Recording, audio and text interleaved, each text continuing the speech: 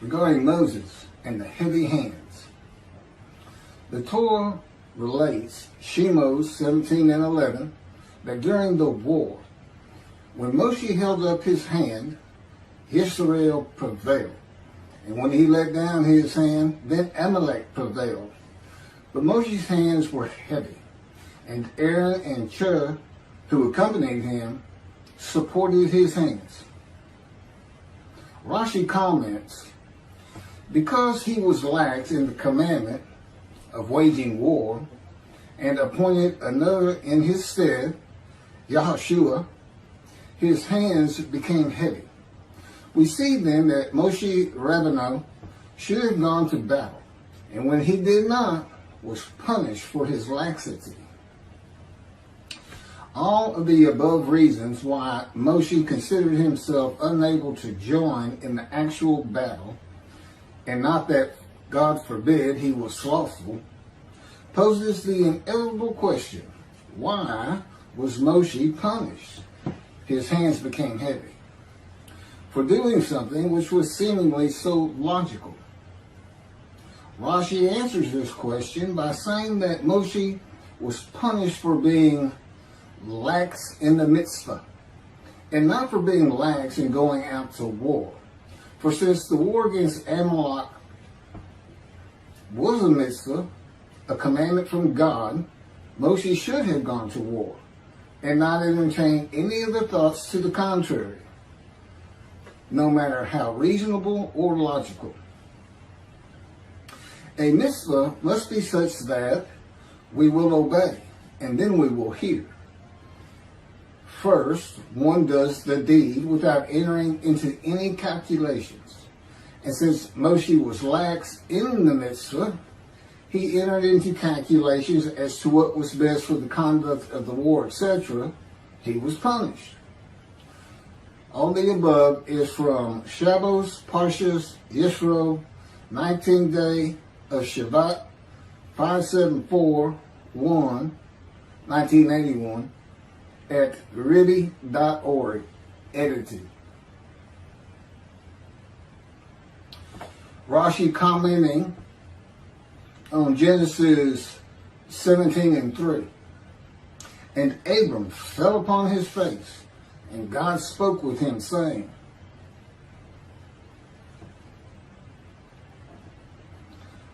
and here's the commentary, and Abram fell upon his face, midrash form, from fear of the Shekinah. For as long as he was uncircumcised, he did not have the strength to stand when the divine presence stood over him. And that is what is said concerning Balaam in Numbers 24 and 4. Who falls and his eyes are open. Also Numbers, Rabbi 12 and 8. I found this in the Beritha of Rabbi Eliezer, per K de Rabbi Eliezer, chapter 29.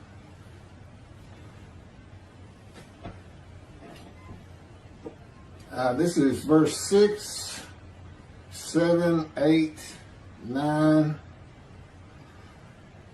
of Genesis chapter 1. God said, let there be an expanse in the midst of the water, that it may separate water from water. God made the expanse, and it separated the water which was below the expanse from the water which was above the expanse. And it was so. God called the expanse sky, heaven. And there was evening and there was morning, a second day. God said, let the water below the sky be gathered into one area, that the dry land may appear. And it was so. This is Genesis 49 and 24. Yet his bow stayed taut, and his arms were made firm by the hands of the mighty one of Jacob. There, the shepherd, the rock of Israel. This is from Ezekiel chapter 4, verses 4 through 8. Then lie on your left side, and let it bear the punishment of the house of Israel. For as many days as you lie on it, you shall bear their punishment. For I impose upon you 390 days, corresponding to the number of the years of their punishment. And so you shall bear the punishment for the house of Israel. When you have completed these, you shall lie another 40 days on your right side, and bear the punishment of the house of Judah. I impose on you 1 day for each year. Then, with bared arm, set your face toward besieged Jerusalem, and prophesy against it. Now, I put cords upon you, so that you cannot turn from side to side until you complete your days of siege. This is from Ezekiel chapter 2, verses 1 and 2. And he said to me, O mortal, stand up on your feet, that I may speak to you. As he spoke to me, a spirit entered into me and set me upon my feet. And I heard what was being spoken to me. This is from Ezekiel chapter 3, verses 14 and 15. A spirit seized me and carried me away. I went in bitterness in the fury of my spirit, while the hand of the Lord was strong upon me. And I came to the exile community that dwelt in Tel Abib by the Shebar Canal. And I remained there, and I remained where they dwelt. And for 7 days I sat there stunned among them. This is from Ezekiel chapter 3, verses 22, 23, and 24. Then the hand of the Lord came upon me there, and he said to me, Arise, go out to the valley, and there I will speak to you. I arose and went out to the valley, and there stood the presence of the Lord, like the presence that I had seen at the Shebar Canal. And I flung myself down on my face, and the Spirit entered into me and set me upon my feet. And he spoke to me and said to me, Go, shut yourself up in your house. Okay, here's my commentary on everything I just read to you. I know the heaviness of the hands of Moshe. And I know how Jacob's arms were made firm by the hands of the mighty one of Jacob. I have been in a constant state of punishment by the power of God since I offered myself and my soul for guilt to him, as the man described in Isaiah 53. That would be verse 10. It is punishment, but there is far more to it than just that. It also was telling Moshe that God was there and that he was in charge of the battle. And this punishment changes you over time. God is also making you a better prophet. The heaviness is his presence. It is what I feel of his very essence, as he would have me experience it. For a man, it can feel like punishment, but there is a positive to it. It tells me after 13 years that he never leaves me. God also has me enveloped in his power.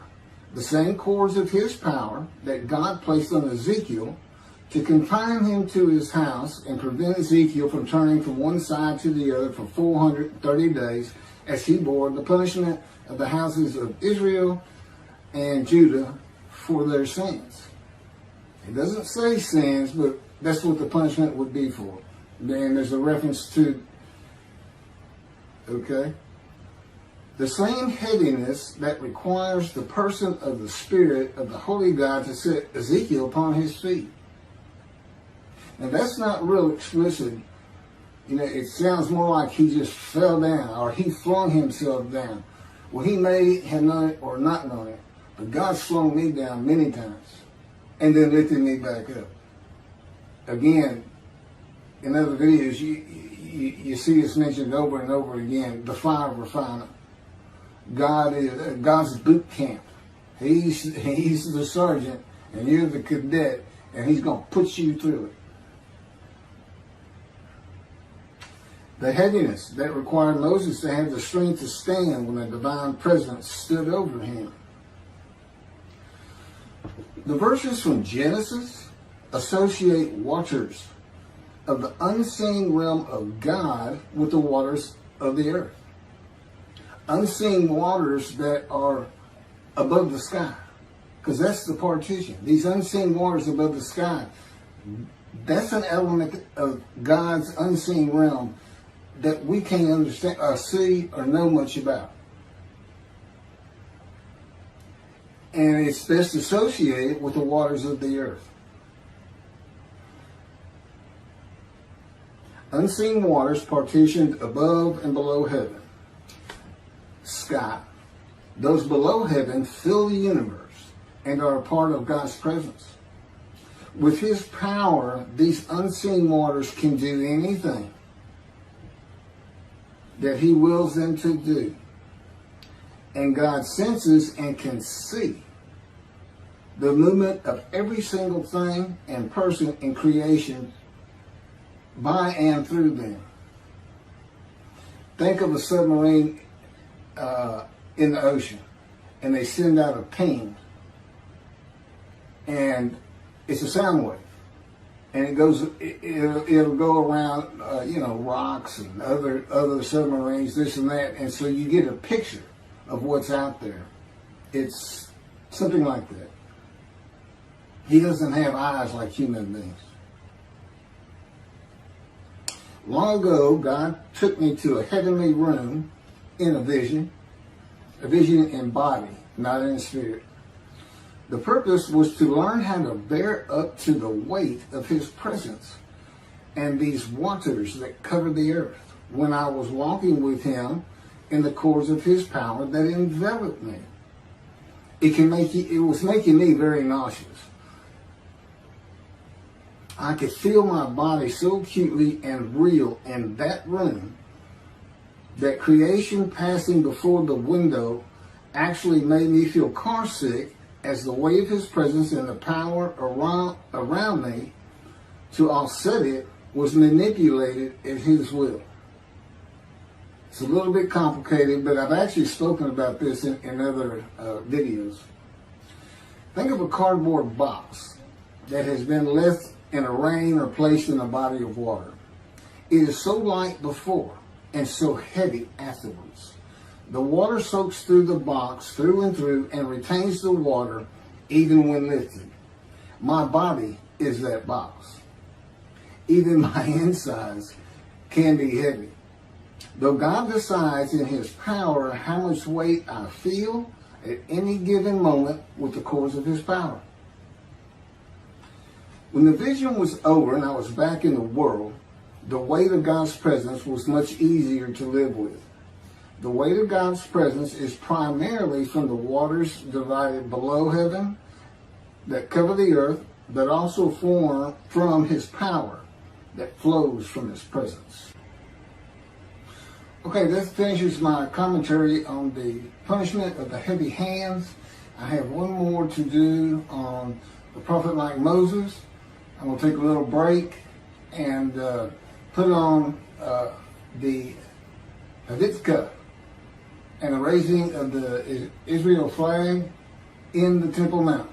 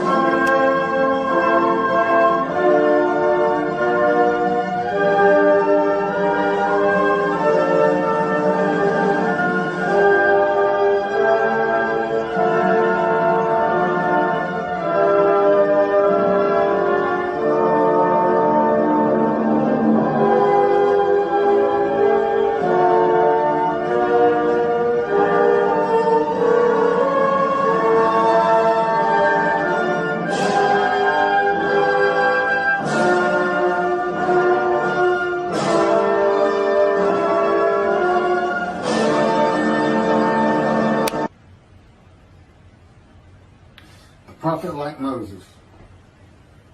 Verses 15, 16, 17, and 18 of chapter 18 of Deuteronomy.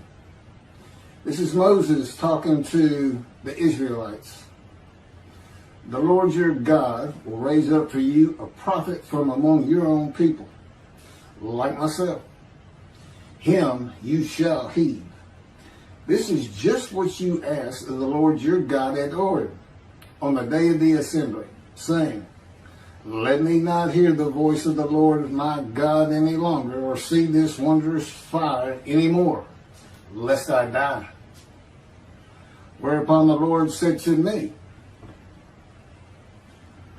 this is the Lord to Moses, they had done well in speaking thus. I will raise up a prophet for them from among their own people, like yourself. I will put my words in his mouth, and he will speak to them all that I command him. This is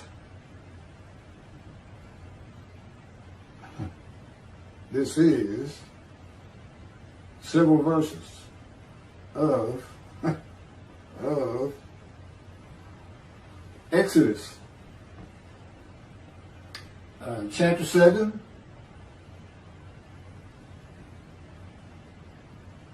verses 1 through 31.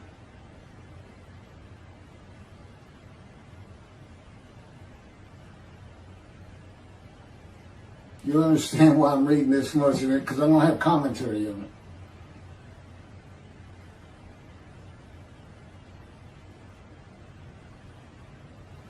It's actually, it starts with verse 12, not 1. Now, go. And this is God to Moses. Now, go, and I will be with you as you speak, and will instruct you what to say. But he said, please, O Lord, make someone else your agent. The Lord became angry with Moses, and he said, there is your brother Aaron the Levite. He, I know, speaks readily. Even now, he is setting out to meet you, and he will be happy to see you. You shall speak to him and put the words in his mouth. I will be with you and with him as you speak, and tell both of you what to do. And he shall speak for you to the people. Thus, he shall serve as your spokesman, with you playing the role of God to him. And take with you this rod, which you shall perform the signs. Moses went back to his father-in-law, Jethro, and said to him, let me go back to my kinsmen in Egypt and see how they are faring. And Jethro said to Moses, go in peace. The Lord said to Moses in Midian, go back to Egypt, for all the men who sought to kill you are dead. So Moses took his wife and sons, mounted them on an ass, and went back to the land of Egypt. And Moses took the rod of God with him. And the Lord said to Moses, when you return to Egypt, see that you perform before Pharaoh all the marvels that I have put within your power. I, however, will stiffen his heart, so that he will not let the people go. Then you shall say to Pharaoh, thus says the Lord, Israel is my firstborn son. I have said to you, let my son go, that he may worship me, yet you refuse to let him go. Now I will slay your firstborn son. At a night encampment on the way, the Lord encountered him and sought to kill him. Him is Moses. So Zipporah took a flint and cut off her son's foreskin and touched his legs with it, saying, you are truly a bridegroom of blood to me. And when he let him alone, she added, a bridegroom of blood because of the circumcision. The Lord said to Aaron, go to meet Moses in the wilderness. He went and met him at the mountain of God, and he kissed him. Moses told Aaron about all the things that the Lord had committed to him and all the signs about which he had instructed him. Then Moses and Aaron went and assembled all the elders of the Israelites. Aaron repeated all the words that the Lord had spoken to Moses, and he performed the signs in the sight of the people. And the people were convinced. When they heard that the Lord had taken note of the Israelites and that he had seen their plight, they bowed low in homage.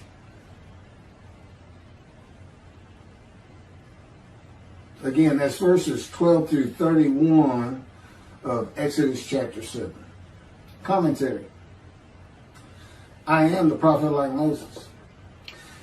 For many reasons, but these in particular, for the reasons that, like Moses, I speak to God face to face. God speaks to me as a friend. I converse with God whenever I so wish. God talks directly to me when he so desires. And I write God's words at his directions. And I can add, and I put on videos at his command and speak the words he commands me to speak. He had me type everything I'm reading. He said, go to Exodus, type this down, or paste, copy it and paste it on your notebook pad. And like Moses, I bring a redemption, the redemption of the new covenant of God declared in Jeremiah chapter 31 to be delivered in a time to come, this time, the time of the fulfillment of all biblical prophecy, the time God speaks to his prophets again. When God said, there's Aaron, even now he is setting out to meet you and he will be happy to see you, God is placing a short vision into the mind of Moses. Aaron and Moses do not meet for many days after this at the mountain of God. It is not a trance-like vision where Moses feels that he is in another place and time away from the world. It is more like an image of an event on television that you remember after you have watched it. A little bit sharper than that. It is a vision that goes more to your mind than to your eye. The image would have been of Aaron walking out of his dwelling place, and together with God's words, he is setting out to meet you. Moses knows that Aaron is on his way where they are to meet at the mountain. So, it's okay. This is the way God communicates with Moses and the way he communicates with me. I listen to his words, and he often sends to me picture visions, as does the Holy Spirit of God. They're always together. It is not a confirmation of God's words so much as it is a more perfect way to communicate words with pictures. Often it is just picture visions that have instant meaning to me.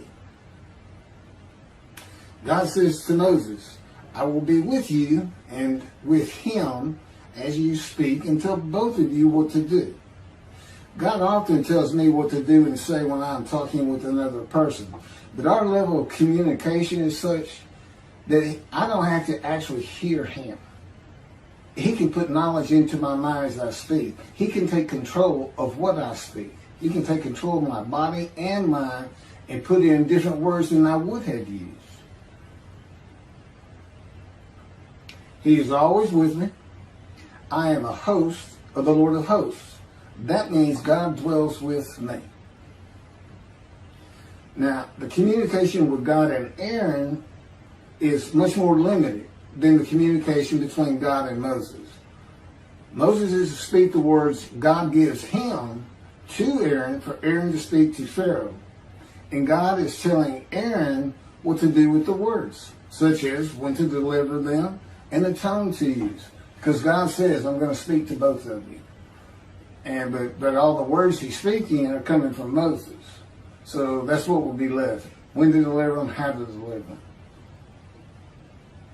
God tells Moses that Aaron will be his spokesman Moses playing the role of God and Aaron being his prophet, as Moses delivers God's words to Aaron to be spoken to Pharaoh. When Moses speaks the words of God to another person, God is speaking through him, just as God is speaking through me in this video and in all 63 videos that we've prepared over the last month and a week or two. And they're all based on two books that he dictated to me as he dictated the Torah to Moses. I had to learn everything first, but every word, every sentence, every paragraph, every chapter are his. The first book is about 285 pages long, but that's with about a 30-page addendum, which is a summary of each chapter in a paragraph or so. And it's called Isaiah 53 in the Day of the Lord. And in that book, what he wanted was for me to never say that I am this man. But reading it, you almost can't escape it. At least the thought is he saying, because it would be things like, how do you know Elijah? Well, he'll know everything you can know about heaven. And I got several chapters that are all just about heaven, things that aren't generally thought of or known. So the implication is there. But now the next book we did is called The Life of God's Righteous Servant of Isaiah 53. And it's my life. It's my life. God didn't speak to me, and I was an atheist for 50 years until I was 50. But he was with me from birth to make sure I fit every verse of Isaiah 53, and particularly wounding. He was wounded. Well, I've got 15 surgical scars, and I've been shot through the abdomen and impaled my right knee on a broken glass bottle, and etc., etc. I was like the most accident-prone person you ever wanted to meet. Little did I know I was being prepared for this time. I'm now 63. And so the life of God's righteous servant, it's my life. And he dictated that to me. Of course, I didn't have to learn it first. I just had to remember. And he puts remembrance into my mind. I can remember like no other human being on this planet. He can have me not only remember an event, the first time I drove a car, for instance, kissed a girl, but he can bring it back to me as though it's actually happening again. It's not just, I know when I drove a car, I was so excited and it felt so great. No, I feel the excitement. Okay, the ambience of the day. Everything is there. But he can do the same thing when you get shot through the abdomen on a ranch in Texas, like it's happening all over again, just to show me what was really going on that day and what he had to do with it, controlling my perceptions. Thanks for listening.